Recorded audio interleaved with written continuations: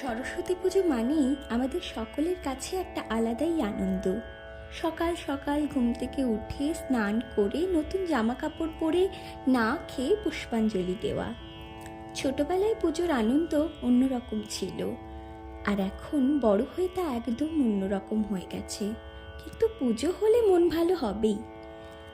এবার পুজোয় কিছু একটা বানাবো ভেবেছিলাম। বাড়িতে এই এমডিএফ বোর্ডগুলো অনেকদিন ধরেই পড়েছিল, কিছু বানাবো বানাবো করে আর বানানো হচ্ছিল না। তাই ক্লে দিয়ে এই আউটলাইন ডিজাইনটা করেছি। যেহেতু এই তিথিকে বসন্ত পঞ্চমীও বলা হয়, তাই হলুদ রঙের ছোঁয়াও রেখেছি। সঙ্গে হাঁস, পদ্মফুল আর কিছু লতাপাতা দিয়ে ডিজাইনটা কমপ্লিট করেছি। তোমাদের কেমন লাগলো অবশ্যই জানিও।